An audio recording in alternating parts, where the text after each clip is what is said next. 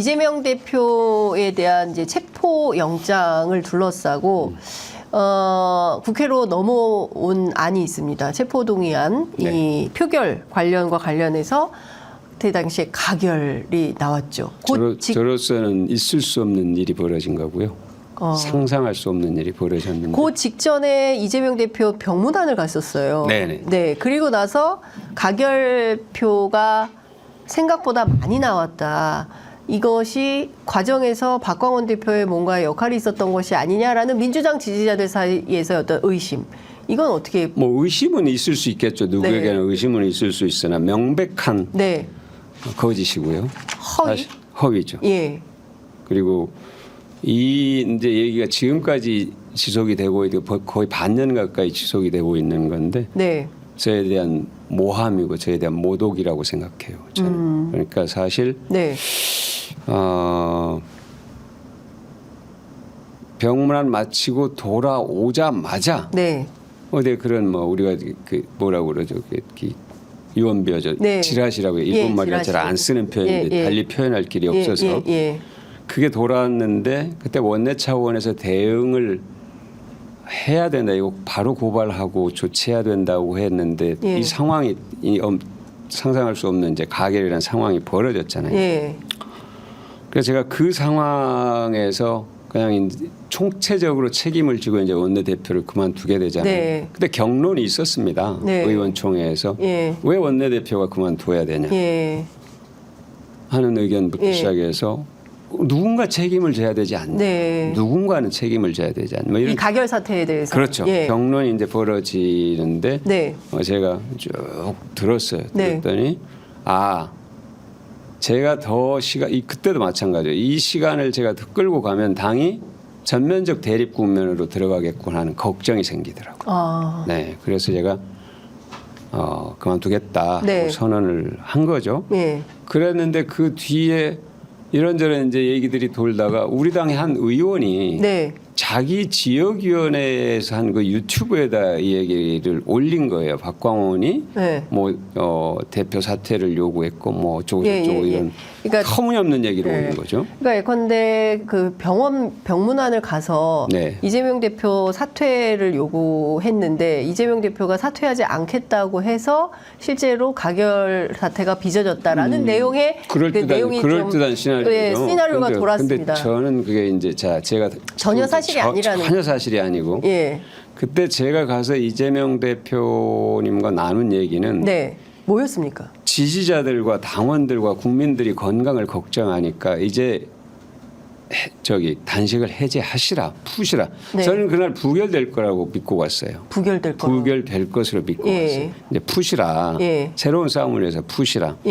그리고 두 번째는 윤석열 정권의 이 한 개인에 대한 이 무자비한 이 탄압, 무도함, 이런 걸 얘기하게 돼 자연히 이제 단식을 푸시라 그러니까 제가 달리 방법이 없습니다. 이 정권이 이렇게도 무도해서 제가 다른 방법이 없습니다.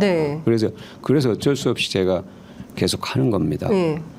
그 얘기를 하니까 제가 그래도 푸셔야죠라고 얘기를 하고 그러면서 강서구청장 보궐선거가 그래서 매우 중요합니다. 이구동성으로 그래서 거의 동시에 그래서 강서구청장 선거를 반드시 이겨야 된다 하는 그 얘기를 했죠. 그러고 났더니 이제 이재명 대표께서 몇 마디 준비한 메시지 얘기를 하셨어요.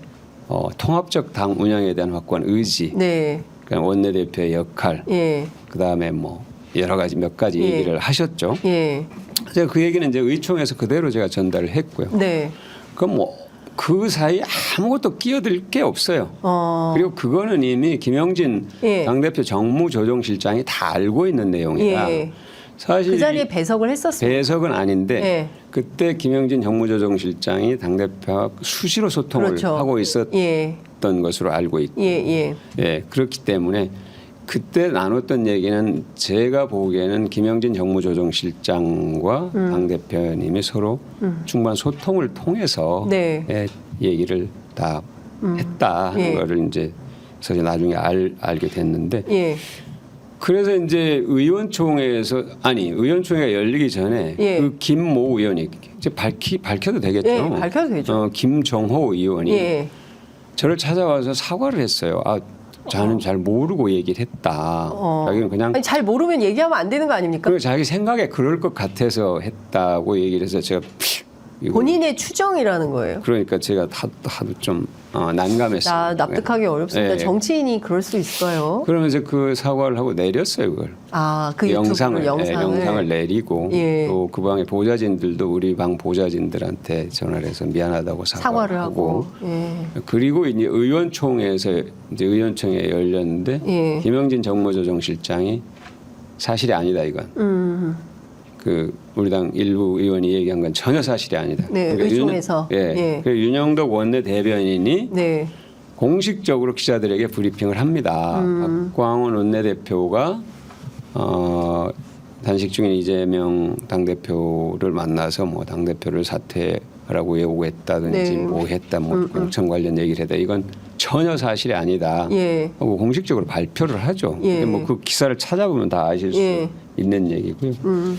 그리고 그때 뭐 최고위원들이나 우리 당 의원들이 제가 의총에서 했던 얘기를 다 기억하고 있어요. 제가 그때 그랬죠. 이게 가결되면은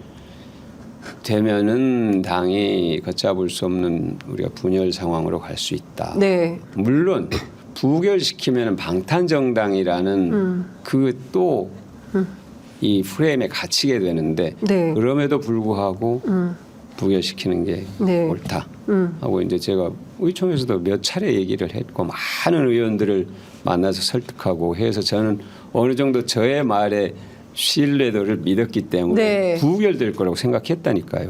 정말로. 예. 그런데 가결이 되고 나니까 정말로 그때는 제가 이번에 뭐 저 경선에서 진 것에 한 100배 그런 충격이었어요. 예. 그러니까 그때 많은 분들이 어쨌든 그 원내대표의 판단과 다르게 실제로는 뭐 가결표를 두 표 정도가 네. 가결표가 됐던 거죠. 네. 근데 사실은 차츰 표가 좀 줄어가고 있었다 하는 그런 얘기는 들었어요. 그러다가 한 이틀 전에 조금 또 기류가 바뀌었다는 얘기도 들었지만 그래도 제가 부결에 대한 믿음이 있었는데 제 판단의 착오였겠죠. 네.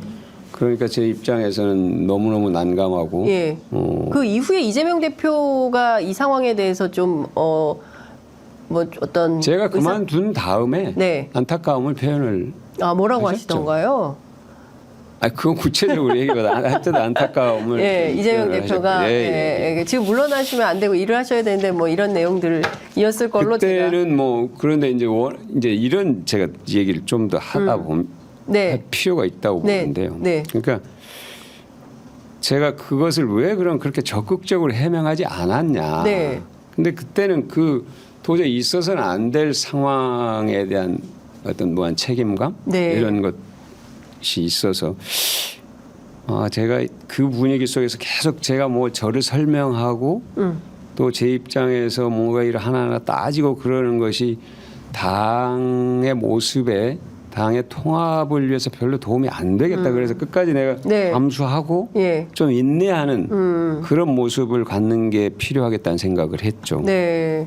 그래서 이제 해명하거나 반박하기보다는 좀 자제하고 6개월을 그냥 지켜왔는데 이렇게 그런데 일부 유튜버들이 이거를 네. 반복적으로 계속 왜곡을 하는 거예요. 이미 김정호 의원은 그걸 내렸는데 네. 그걸 가지고 계속 또 김정호 의원이 이렇게 말했으니까 이게 사실일 거다라고 그렇죠. 하면서 소위 얘기하는 네네. 민주당을 지지하는 저는 뭐 진보라고 라고 통칭하기는 좀 어려울 것 같고요. 네. 민주당을 지지하는 민주당 지지 성향의 유튜버들이 계속 이것을 확산시키고 있다.